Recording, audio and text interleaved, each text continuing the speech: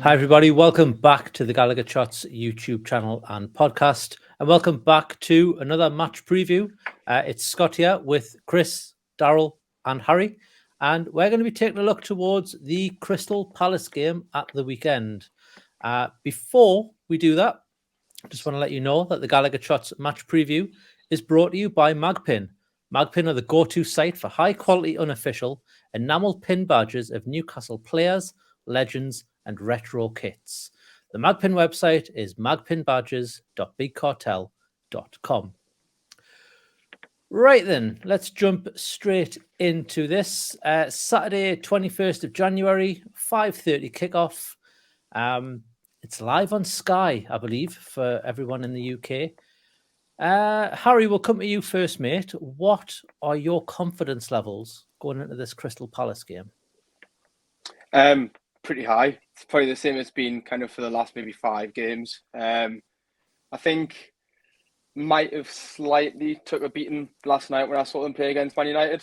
Or when we were recording this, obviously, because I thought they looked decent. They look like a good team, and they've kind of shown that across the season. But then they've also had some dodgy results as well, where they haven't looked too great either, been a bit inconsistent. But I think with kind of the confidence now that we've got, I think especially with Isak and Maxi getting minutes as well, it kind of adds more confidence to the squad as well, where they can bring them on later if necessary. Yeah, it's interesting, Kris. They did only play last night or Wednesday, if you're watching this on another day than Thursday, which you probably will be. Do you think tiredness could kick in? We did say the same thing about the Fulham game, and it didn't seem to affect them that much. But it is a bit of a shorter time that Palace have got between their games than what Fulham had. Do you think it's going to be a benefit at all? It's hard to say because we've been in a similar situation where we played midweek, then we've got the weekend game on the Saturday as well, and we don't look rusty whatsoever. I think it's something which you would like to happen. You would like to sit here and say, "Oh, they'll be absolutely knackered after running around against Man U in for Man U team as well." But yeah, I don't think it makes much difference these days. They're all professional athletes, and they should be able to play in quick succession. So I don't think it makes a difference. Of course, we've had extra days to prepare for this game itself. That's the only way you can look at it. They've had less time to prepare for the game against Newcastle United, with obviously that in-between game with Man U. But I don't think it'll make a difference in regards to fitness levels. They're all top of the game athletes, so I doubt it very much. You'd hope not. If it was your team, you'd certainly hope not, wouldn't you? Daryl, Harry touching it a little bit there. They're a bit hit and miss this season at Palace, currently sitting 12th in the league. They're on 23 points. That's 6 wins, 5 draws, and 8 defeats. They seem to concede a fair few goals as well. I think they're on a -9, if I remember rightly. Do you think this is going to be any different to the previous 2 times we've played Palace this season? I do actually. I think, Palace, the onus will be on Palace to come out and really take the game to us at home on their own turf. You mentioned their record there. They've actually only got 1 win in the last 6 games. And in that little run there with the defeats, there's been a 4-0 defeat by Tottenham. So you're quite right when you say that they're prone to shipping a few goals. They're a very strange team, I think, Palace. I was saying earlier on this afternoon, I can't work out if they're inconsistent or if they're just consistently shit. But I don't want to disrespect Palace too much by saying that. But their form in some of the results, well, I probably did, yeah. But their form and the results just go to show that they're very much, one game to the next, and they can be good on that day, and they can be quite bad as well. But I think if they have to take the game to us on their home turf, that probably suits us down to the ground, because we really struggled when they came to St James's, because they just camped behind the ball and put all the bodies in the way, and we were then tasked with having to break them down. So yeah, I think it will be a different game, and I'm hoping it'll suit our style. Yeah, we'll talk a little bit about the last time we played them, and we'll talk about the league, Harry, not the cup game, because from what I understand, not that I could see it, it was an absolute awful game, the cup game. That league game, though, plenty of shots from both teams, and it was pretty equal possession-wise. I think it was 52-48 or something like that, so it wasn't too far. When you look at our squad, though, we had Ryan Fraser and Matty Targett playing in that squad, and I think nowadays you wouldn't dream of starting either of those two. Well, Targett's injured, but you wouldn't certainly dream of starting Ryan Fraser in a Newcastle side at this moment. Do you think the change in form that we've had since then, as given it was quite early in the season, might benefit us going into this game, in terms of how we approach it and what Palace would maybe expect, but maybe we could catch them off guard with that? Possibly. I also think, obviously, like you said, with Ryan Fraser and Matty Targett playing, I think with our squad kind of at the minute, our strongest 11, if you change one player, I feel like the squad and the way we play can change massively, especially for Matt Targett and Dan Burn. I think the right side is always stayed the same as long as Trippier is playing, but I think it'll be a completely different side that they faced when they came to St James's Park in the Cup. But then I also think it could be a different side that we face, because it was a piss poor game. But then, like I said, Man United yesterday, you had Crystal Palace and they looked dangerous, especially on the counter-attack, which always terrifies us. I think I say that a lot in previews. If we get caught on the break, then sometimes I feel like we're going to be a bit stuffed at the back, but it hasn't so far really came to haunt us, what I think anyway. But no, I think you're right in what you're saying. Obviously, the changes, and I don't think it'll be a similar kind of way that they go up against us, though. And they probably didn't take much from that cup game to bring into this game that we're coming at the weekend. Yeah, and obviously we all know about the disallowed goal that the FA have come out and said was a mistake and shouldn't have been disallowed. That Willock's it was an own goal, wasn't it? It wasn't Willock who scored it, but we'll not touch any more on that. A few injuries for Palace. I think is it Joachim Anderson is set to miss the game. He was out at the midweek. He's a big miss for them. You've also got MacArthur and Ferguson. But one player, Kris, who's coming back is it Eze or Eve? Who is a bit of a handful and could probably cause us a bit of trouble. Are you worried about any of the Palace players? Obviously, they've got the likes of Wilfred Zaha as well, who, depending on his day, can either be world beater or consistently shit, as Daryl said. I'm not necessarily scared of any Palace player. I would say that about going against most teams. I don't think I would single out a player because as a unit we can stop most, and we've saw it so far this season. I think just looking at injury, I think the big concern is obviously Bruno Guimaraes. Is he going to be playing or not? I would probably the side of the fence and saying no. They'll probably rest him even if he is ready to go. They'll probably not risk it and just rest him this one. And like Harry said, losing a player like Bruno, it can massively affect how we will set up because I don't know how we will set up from there because we're used to Bruno in that midfield role. Will it be a case where Joelinton drops into midfield as a permanent anchor role in there, and Willock as well, and Saint goes on the left hand side? We'll soon find out. That's what I would imagine would happen. Saint would come into that starting 11 because we're on the bones of our arse for midfield positions at the moment. Could he risk it and go two up top with Isak and Wilson? I doubt that'll happen, but I would imagine Saint will come in, but it's going to be a huge miss. Bruno, massive miss. Yeah. Yeah, we'll come to Newcastle now, and obviously that Bruno injury wasn't as bad as probably everyone initially thought, and I think as bad as maybe some of the press was making it out to be. At the start of the week, we found out pretty quick that he's had a scan and it's not too bad. I personally don't think even if he was fit, they'd risk him. I think Eddie Howe's got that good kind of management. It's not like teams of the past and managers of the past who will get the best players out if they're not 100%. Eddie Howe's done that in the past. He did it when Bruno started. Everyone was screaming for him to come on the pitch and he was getting 15, 20 or sometimes even 5 minutes here or there in games, bit parts. It's interesting, Kris, you mentioned about Isak, because if we did play Isak and Callum Wilson, we wouldn't have a striker for the bench because as we go live, the news is breaking that Chris Wood has agreed to go to Nottingham Forest. Harry, if we did play Isak and Wilson up front, would there be any player that you'd think could fill in that striker position should we need to make a change there? Oof, you ask some questions now, like Scott. That's what I'm here for. I think your only player really that I could imagine filling in that role slightly is probably Maxi.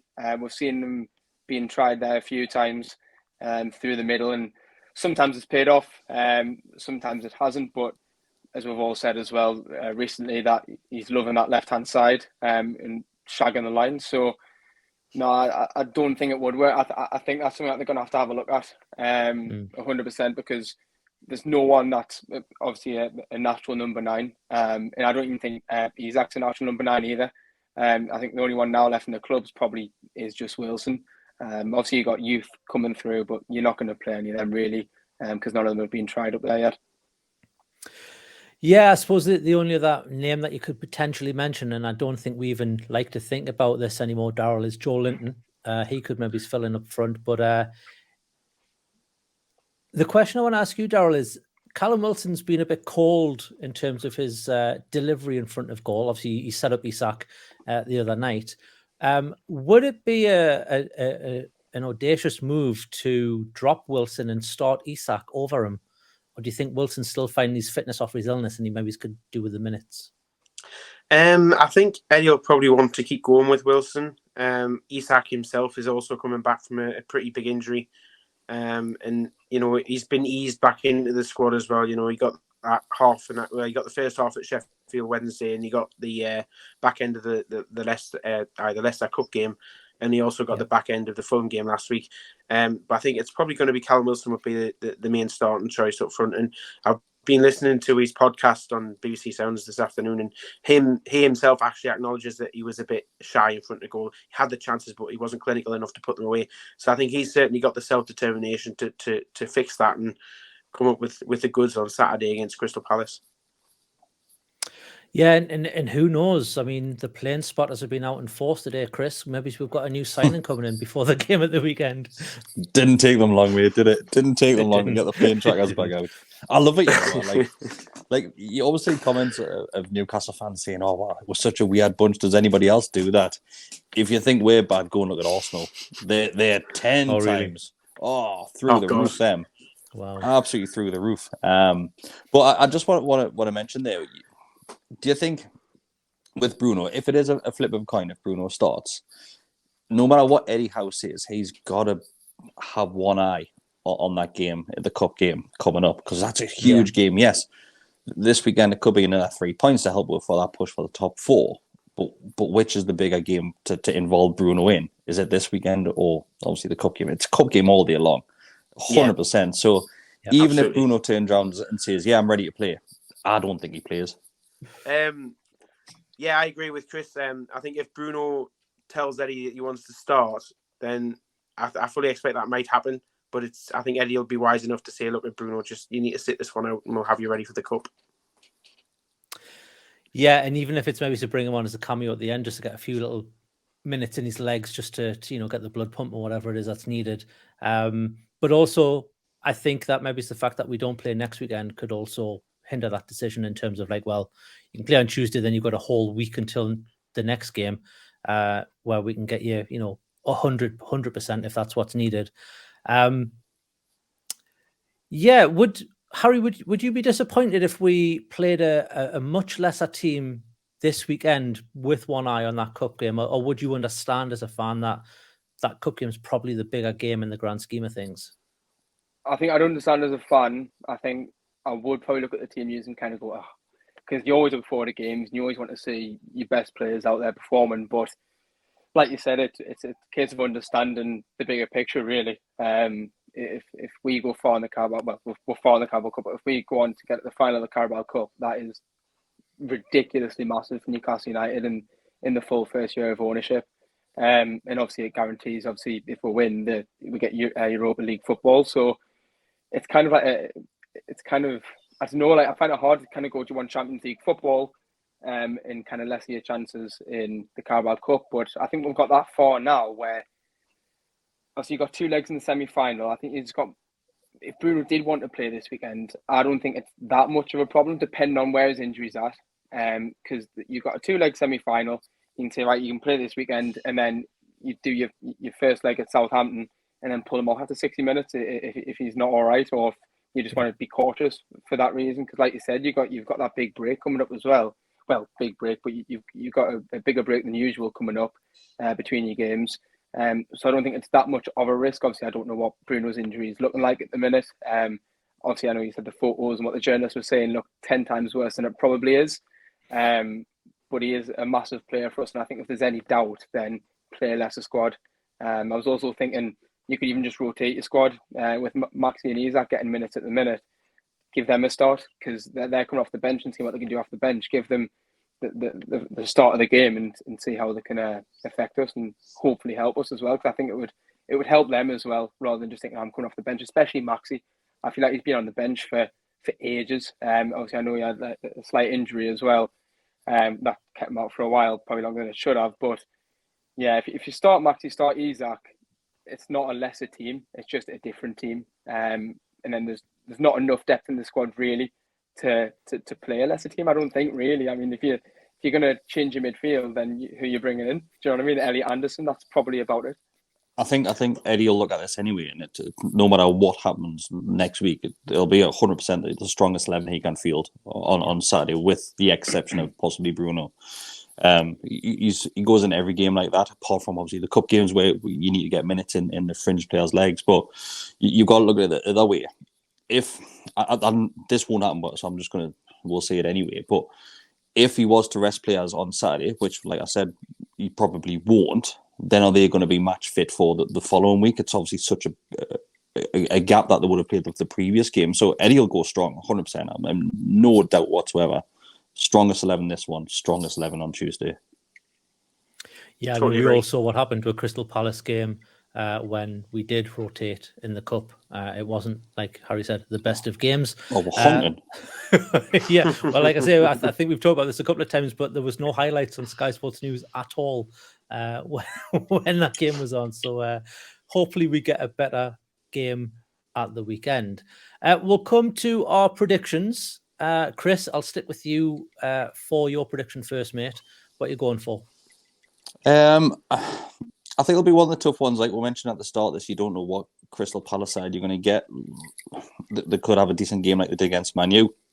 They could have an absolute shocker like they did against Spurs. I'm going to play it safe, and I'm going to go for a 1-0 Newcastle United win. Take that. I would actually take that all day. Of course you would. Moment. 3 points on the table. Absolutely. Yeah. Daryl, what's your predictions, mate? I've got a funny feeling Palace might have a little bit of momentum from the game against Man United on Wednesday. And as much as it pains me to say it, I think it could be a 1-1 draw. I certainly don't think we'll lose because I think we're too good for that at the moment. And we're running form, and the momentum that we've got going forward is really good. But I think it could be a little bit of a tricky go, and I think it'll be 1-1. And it all depends as well on whether or not we can keep Will Zaha quiet, because as we know, he is a bit of a danger. I think, to be honest, he's had a bit of a barren spell against us recently in the last few seasons. We've always kept him quiet, Daryl. Always kept him quiet. Really well. We really have. And I would like to see more of that on Saturday, but I think it could be a 1-1. Yeah, it's interesting you mentioned Zaha. He's a bit of a different beast when they're playing at home as well, though. He seems to thrive off their home crowd. But he always goes missing, especially when he's come to St James's Park. I don't think he's ever really performed that much. Harry, mate, what is your predictions for this one? I think it'll be a 2-1 win. I'd love to say that we'll get a clean sheet. But I'm just kind of playing my mind that Bruno's not playing. And I worry with that you kind of control the game a little bit less because he's such a good link between your defence and your midfield. You kind of go on hoofing it really, because the amount of times that you just see them pass to Bruno and he'll carry it 10, 20 yards and then pass it. I worry that no one really is going to take that role. I mean, Joe Linton can carry the ball, don't get it wrong, but Bruno is a god at it. He's been so good at that. So I would like to say 2-0, but I think it'll be 2-1 if Bruno's not playing, unfortunately. But it's still a win, still 3 points. Can't complain. Can't complain at all. Well, I will say 2-0. Because I think it will be a 2-0 win. I just think our right-hand side will cause them too much trouble. I can't remember who it is, the player they've got, but he's not the fastest. And if we can get Miggy on him, I just think he could fall like a deck of cards. So hopefully we'll... Is it Mitchell? Mitchell, that's his name, hopefully we can exploit that side of it a little bit. And if Saint's on the pitch, which I hope he is, he can cause trouble wherever. So he will be, Scott. I think we need to highlight as well. If Saint does start ahead of Bruno, then obviously we'll drop into that midfield three. Yeah. And it'll be the same where Saint could just drift into the middle alongside Callum Wilson up top. Then Willock's just on that left-hand side. And I think we'll cause them issues down that side. I think, yes, Bruno will be a huge miss, but Willock's performing really well. Sean Longstaff's performing well. And Joe Linton just carries on his form as usual. Even that midfield three is a strong enough to beat Palace. Well, it was interesting. We did the mid-season review. If you haven't seen that, go and check it out after watching this video. It's a really good one. And I was going back looking through like all the games of the season, and at the start of the season, St. Maximin was one of our best performers. The goal against Wolves, I think he got a man of the match performance the week before that. It's just a shame Man City had a great game against Man City. Yeah, look at the Man City game. Unbelievable. If we can get that back, then he's undroppable. So fingers crossed we do that. Does anyone have anything they want to add before we wrap this one up? Yeah, I'll add something in there. Just, we saw when we lost Bruno against Fulham last week, there was a slight shift in the dynamic of how the team played. And we mentioned this on the instant reaction as well. The team, it did change, and the way we were playing did change slightly. It was visible to the fans in the ground. And it'll be interesting to see how we approach that going into the game on Saturday. And I think as much as that midfield three is good, it still doesn't have the quite, doesn't tick along as nice as it does when Bruno was in there. But it'll be interesting to see how they all amalgamate together and how they work together as that midfield three and how they link up with the defence and the attack. Because all three of those midfielders could effectively join in an attack. And, it's going to take a lot of discipline from one or two of them to try and stay back and stay behind while one of them goes on or two of them goes on, So as we build an attack and as we try and press Palace going forward, it'll be interesting to see how we deal with that.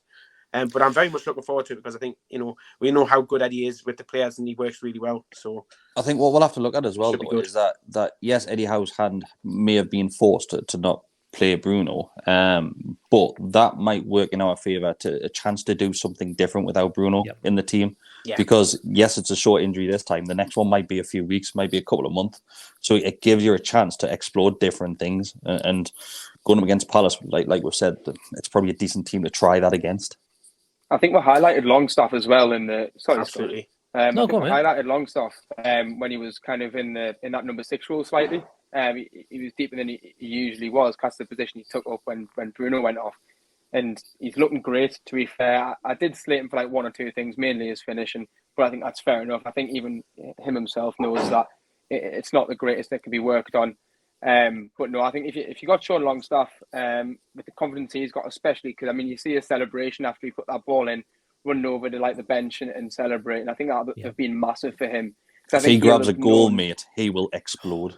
Oh, absolutely. I think everyone will. It's like 100%. It'll be a relief, I think, and I think it'll be a massive relief for him because I think I forgot if it was yourselves on whatever preview or if it was the Always Man and Faces podcast, but you were saying that he is probably the one that you're going to take out of that team if you bring in another midfielder. He's probably the one that's going to kind of come out straight away. So he'll hear that, he'll know that as a player. And I think you'll just want to impress now and just show that he's still got space. I think what we'll have to look at as well is that the last handful of games we've had a chance very early on in the first couple of minutes of a game. We finished that one and the game's ours. Game over. It really is. We need to work on that because we create the chance within the first 5 minutes and it's been the last handful of games. Score that one and it just ruins any game plan the opposition has. Yeah. Yeah, just to go back on what Daryl said as well about Eddie, being hand was forced when Bruno came off. The other thing we have to remember is Eddie Howe's now had a week with these players to work on this plan B or whatever it's going to be. So he'll have them drilled without Bruno. And then if we do have Bruno come in and he's fit, we'll just revert back to what we've been doing all season. So I think it's going to be fine. I don't think it's going to be as bad as, maybe the media have been making it out and that sort of stuff. And we said in the mid-season review, like we're no longer a side that relies on one player. And yes, Bruno is going to be a huge miss, but we've got the players around him and we've got the players in the squad who can, step up, especially in that central midfield position. I feel like that's probably our strongest position at the moment. So it's confidence. It'll all be fun and games. Exactly. Well, that also comes into it as well. Confidence. I think the full team is absolutely oozing with confidence, mate. So if another player like Sane comes in, he'll feed off that as well, and it's clear to see. So it doesn't matter who comes in; they're going to feed off the rest of the players around them. So yes, like you said, Bruno's a huge loss if he doesn't play, but we'll still be alright. We'll be fine. Of course we will. Of course we will. Well, we've all predicted wins. Daryl, you predicted a draw, didn't you? Sorry. So 3 of us Ruined predicted the party. wins. One draw. And there was 1 draw. But we will see what happens on Saturday. Thanks, lads. I've enjoyed this one. And thank you for watching. If you do like this sort of content, be the nice person who scrolls down from this video and hits the subscribe button, hits the little thumbs up button. And if you want to know when we release new videos, hit the little notification bell and you'll get a little pop-up on whatever you watch YouTube on to let you know of that new video. In terms of content, we've got a whole host of things. We've just went live this morning, I believe, the mid-season review. That's a nice one to watch. You've also got the All Smiling Faces podcast. We'll probably do a match reaction to this Crystal Palace game that we are previewing right now, and then also be a preview for that all-important Southampton game coming up this week. Next week. But we'll also a Beyond the Lines, Scott, as well, being recorded right now. There is, yes, there is a Beyond the Lines with I can't remember who it was that Matty's got on. HLTCO, Dan. I knew it was a series of letters. I didn't know which order they were in, so I'm glad you did. No, it's Dan that runs the I forgot it now. I just said it. HLTCO podcast. Well, if you like any of that content and you want to get early access to some of that content, as well as become a member of probably one of the best group chats you'll ever become a member of, we have a membership program. It's $2.99 a month to be part of that membership. It gets you early access to the videos, like I've just said. It gets you access to the Telegram group, which is worth the admission fee alone.